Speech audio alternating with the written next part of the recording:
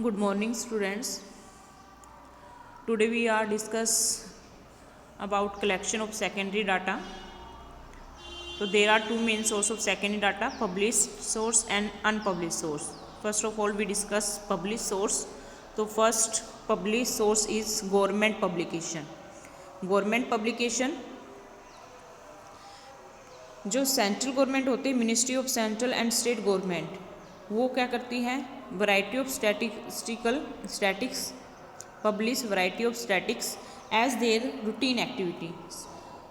Ministry of central और state government है, वो अपनी जो रूटीन एक्टिविटी जो उनका वर्क होता है उससे रिलेटेड वो क्या है, डाटा पब्लिश करवाती हैं। गवर्नमेंट के द्वारा जो इन्फॉर्मेशन पब्लिश करवाई जाती है वो क्या होती है, फेयर होती है, रिलायबल होती है।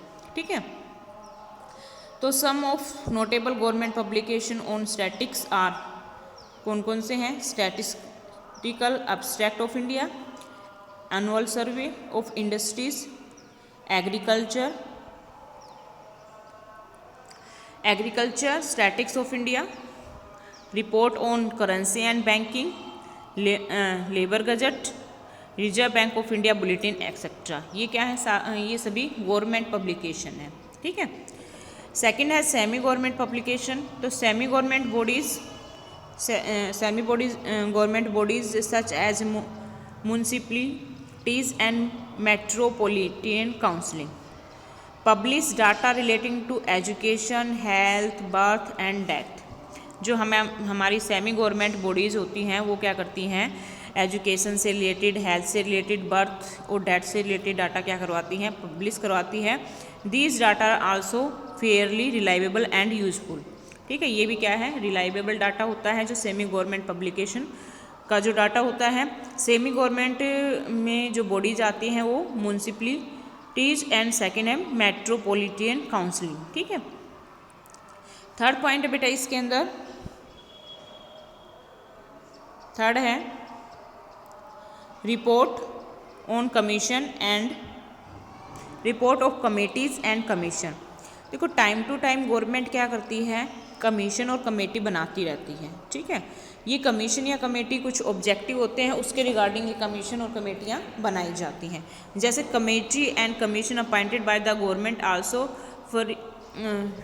Furnish a lot of statistical information in their reports. जैसे फाइनेंस कमीशन है, मोनोपोलीज कमीशन है, प्लानिंग कमीशन है।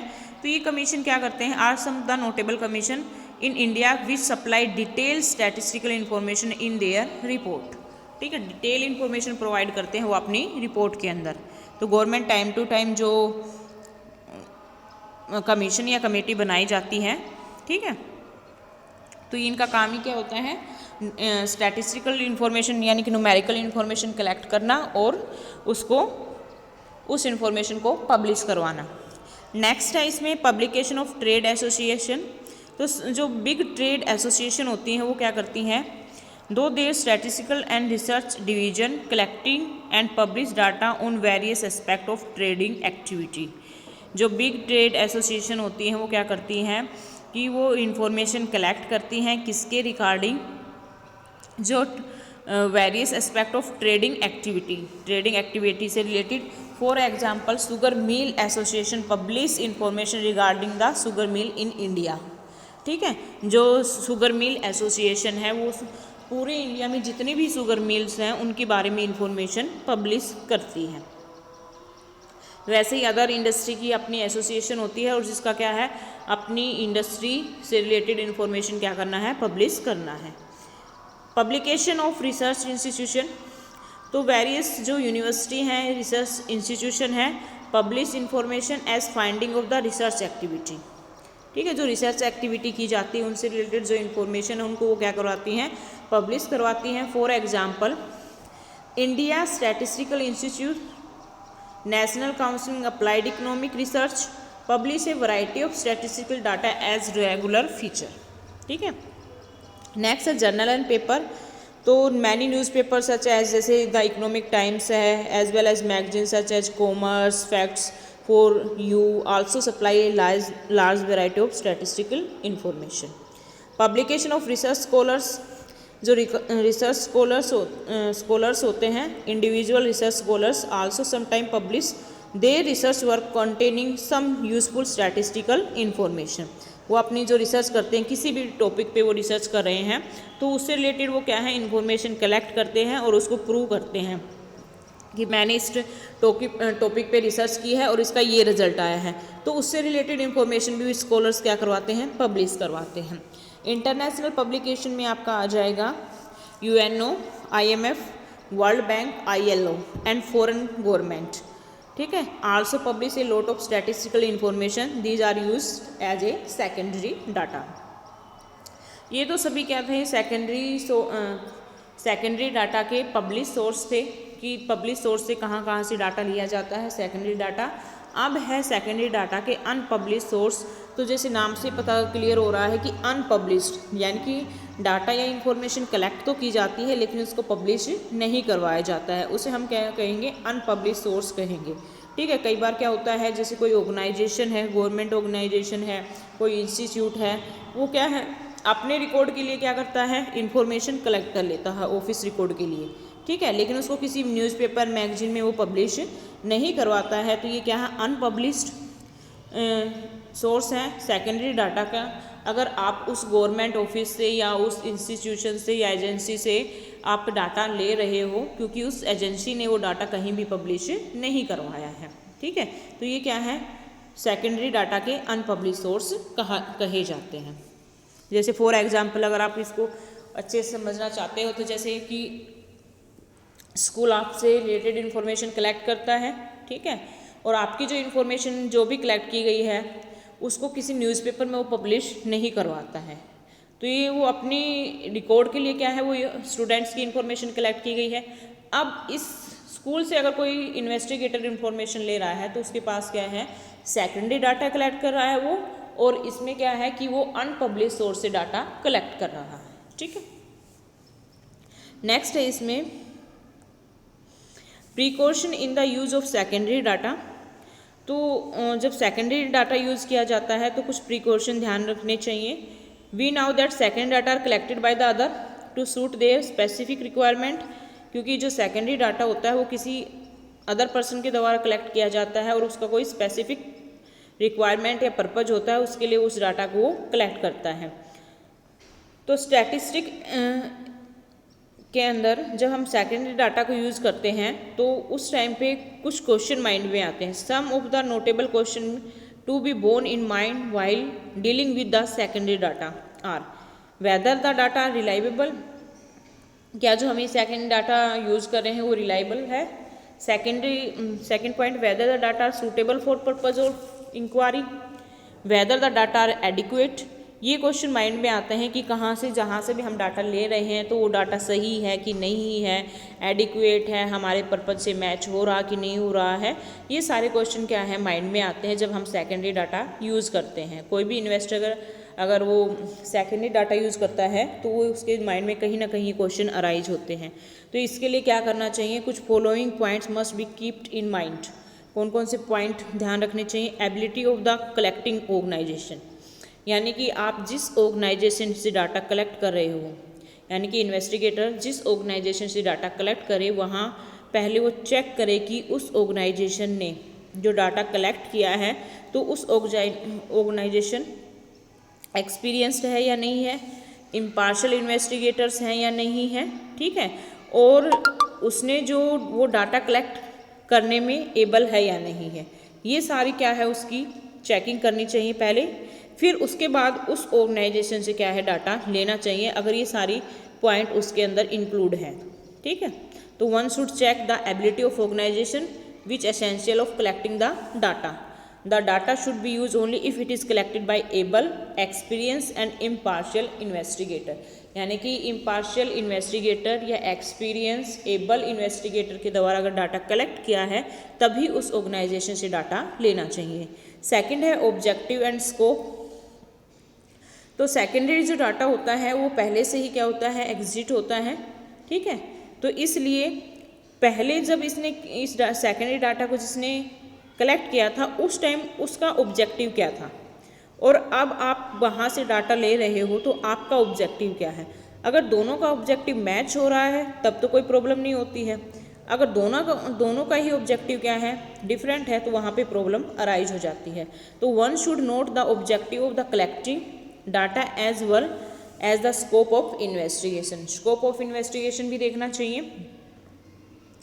Data should be use only if objective and scope of the study as undertaken earlier match.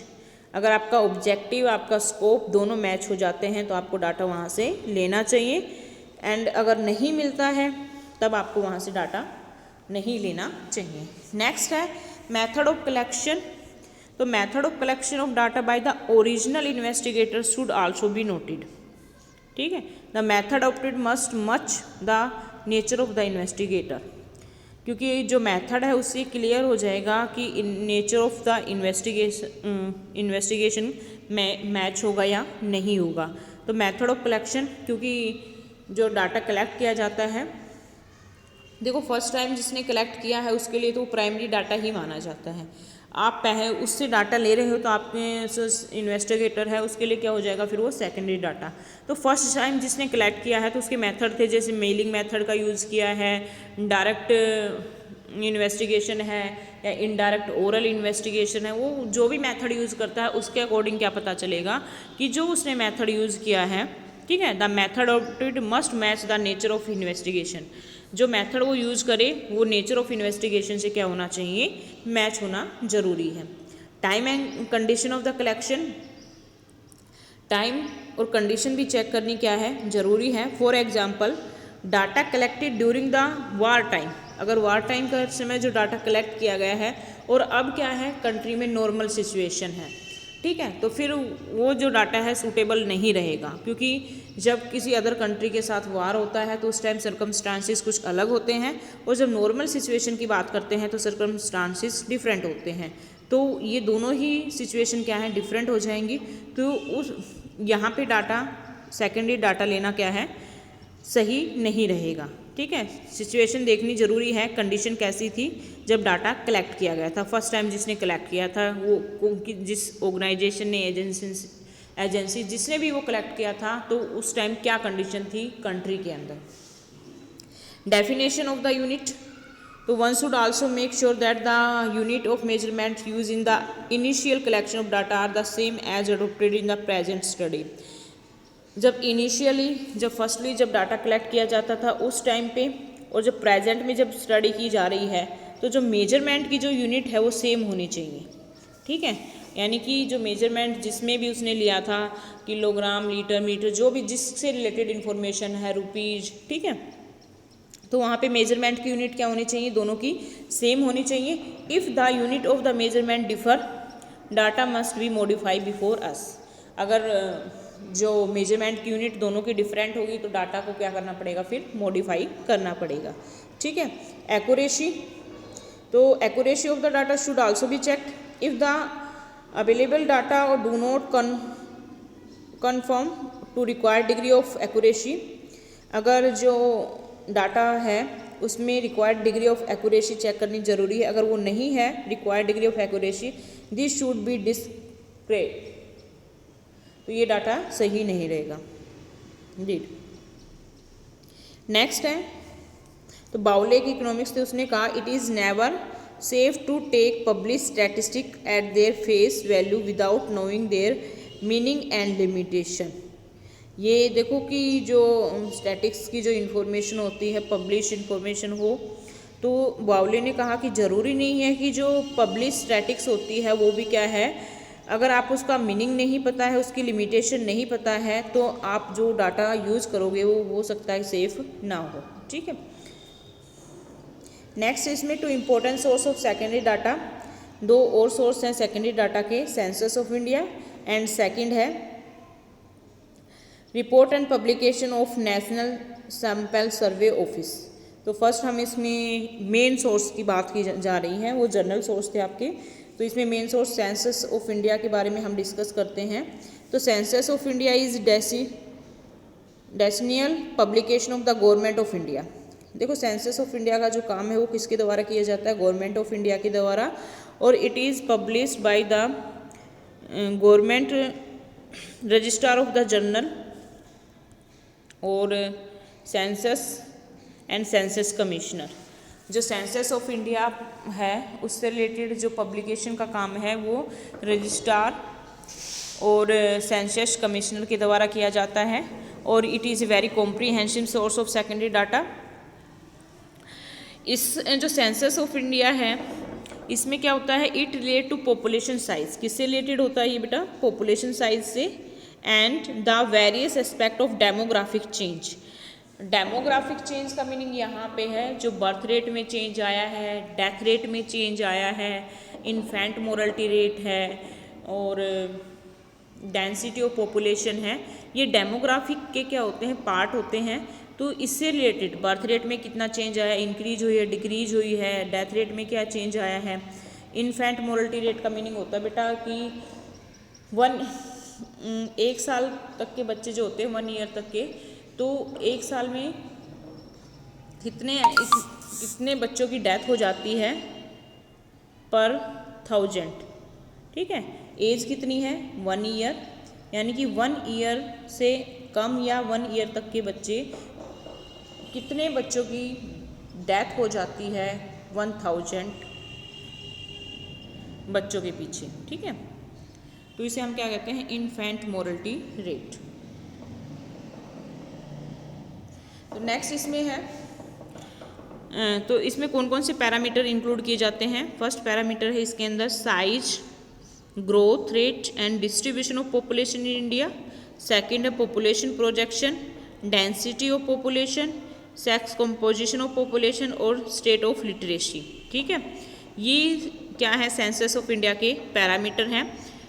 यानी कि जो information हमें मिलती है सेंसस ऑफ इंडिया से, उसमें किससे रिलेटेड इन्फॉर्मेशन मिलेगी हमें, size, growth rate and distribution of population के बारे में पता चलेगा। पॉपुलेशन प्रोजेक्शन के बारे में इंफॉर्मेशन मिलेगी। डेंसिटी ऑफ पॉपुलेशन का मीनिंग ये होता है कि पर हेक्टेयर किलोमीटर में कितने लोग रहते हैं। ठीक है, तो वो डेंसिटी ऑफ पॉपुलेशन होती है। सेक्स कंपोजिशन, मेल और फीमेल का, state of literacy, literacy rate क्या है, कितने लोग एजुकेटेड हैं और कितने अनएजुकेटेड हैं। ठीक है, तो ये सारी इन्फॉर्मेशन किससे मिलती है, सेंसस ऑफ इंडिया।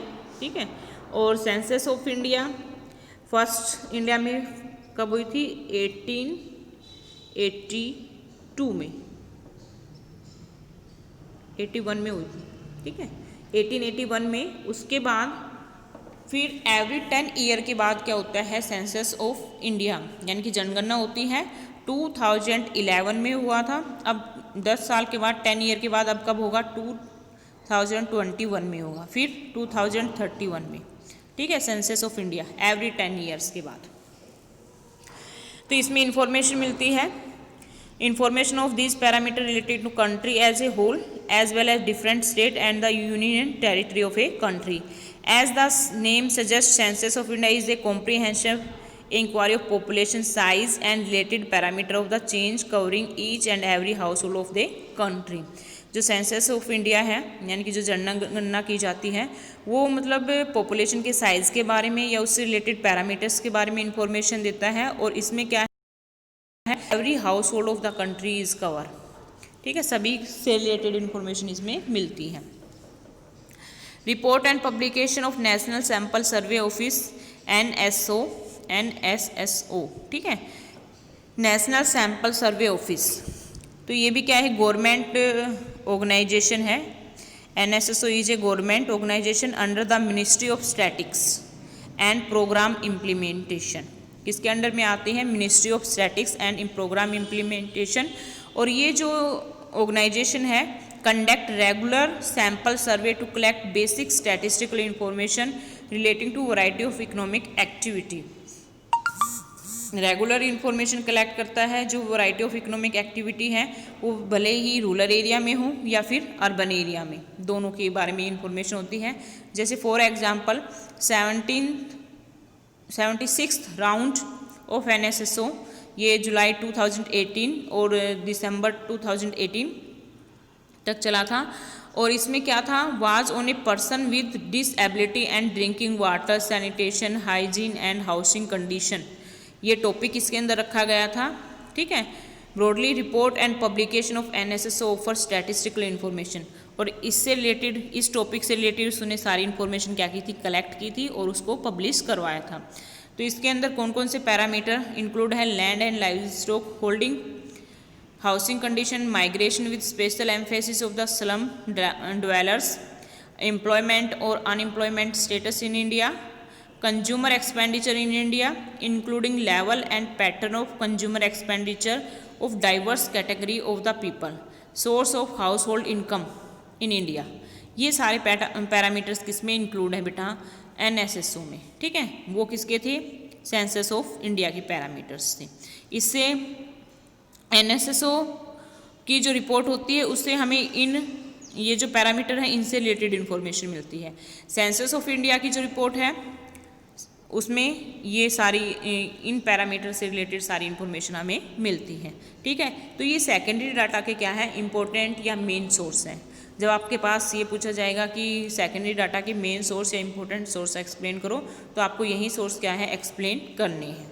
ठीक है, तो ये आपका सेकंड चैप्टर स्टैटिक्स का कंप्लीट होता है। कल हम स्टैटिक्स का थर्ड चैप्टर मंडे को, ठीक है, मंडे से हम स्टैटिक्स का थर्ड चैप्टर स्टार्ट करेंगे। आज के लिए इतना ही। सेकंड चैप्टर में अगर किसी बच्चे को कोई डाउट रहता है, कोई मतलब पॉइंट क्लियर नहीं हो पाया है, तो उससे रिलेटेड डाउट ले सकता है। ठीक है, वैसे भी मंडे से आपकी डाउट क्लास स्टार्ट है।